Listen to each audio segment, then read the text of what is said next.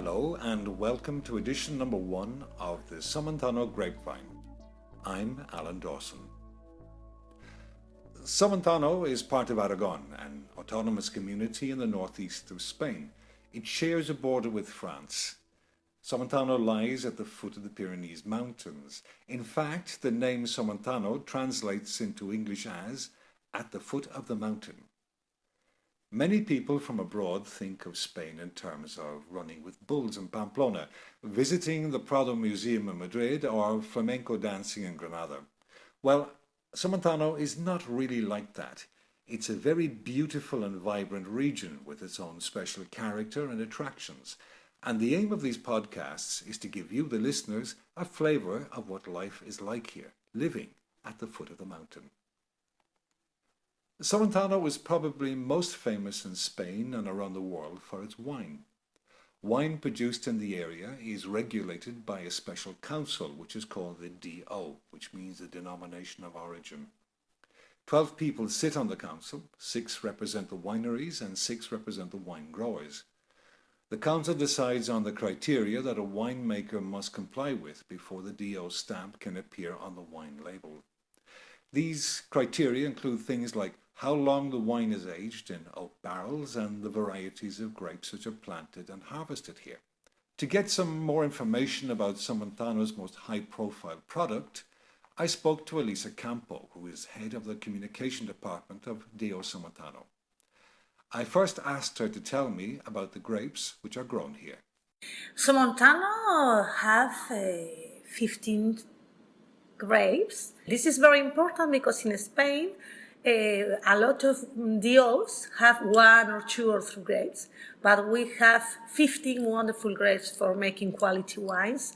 In red grapes, we have 9 grapes, and in white, we have international grapes, but they are from Somontano from 19th century, and we have Chardonnay, Gewürztraminer, for example.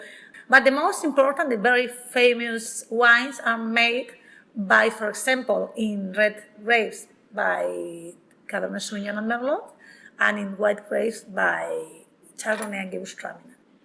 Recently, DO Somontano has been trying to internationalize, and you have been working in the United States. Which varieties are popular in the United States? In the United States, the most important and more famous grapes are, for example, Cabernet Sauvignon, or Merlot, for example, or Chardonnay, because they love international grapes. The wines they are selling a lot of bottles are our very most famous grapes, like Merlot, Cabernet, Chardonnay, Gewürztraminer, Riesling, Sauvignon Blanc, etc. And how is the campaign in the United States going? We are very happy because we are a very small region. In Spain, we are selling around 70%. But if you want to be in the world, you must be in USA. And we are happy because now, 3 years from this campaign, American people, are thinking Somontano is one of the most important DOs in Spain. Elisa then went on to tell me about the annual wine festival, which takes place here in August. This year is in the same line we began in 2014. We work with music. We are working with others lines from culture. For example, we are offering magic spectacles or music with other styles or theater. And this year, in the first weekend in August, we are talking about magic with Jorge Luengo. It's a very famous magician. Okay. And after the after day we have theaters with 2 very famous actor and actress, Gabino Diego and Tete Delgado. On Saturday. On Friday we have the music of Queen with a spectacle with Illana, very famous theater company in Spain. And the last day, we will be with Illana with other spectacle with a lot of laughing, no? But the most important thing in the festival is the Muestra del Vino Somontano. And people can taste very, very, very, very good wines, but also and always with a very good tapas made by the most important restaurants in Somontano. I'm very grateful to Elisa Campo of Dio Somontano for finding time to do the interview with me, because it was the morning after the announcement of the new president. This announcement was historic for two reasons. Firstly, because there was a new president. After 24 years, the outgoing president, Mariano Barroz, had stood down. And secondly, the new president of Dio Somontano is a woman, Raquel Latre. I asked Elisa to give me her reaction to the new president. We have a woman, a very, very well prepared woman. She has studied university studies. She has a very important job like teacher about wine and about travel by wine. And we are very happy because she's talking with different mass media, and she says Somontano has made a very good job with the last president, Mariano Barroz, and now it's a new period, but the line is continuing, very good job we have done, but obviously we will make other activities from the new projects in the future. And that was Elisa Campo, the Director of Communications of Dio Somontano, the Wine Regulatory Council here in Somontano. If you'd like more information about the Dio, you can go to the website, which is www.diosomontano.com. Anyone who has spent even a short time in Spain will know that many people are big sports fans.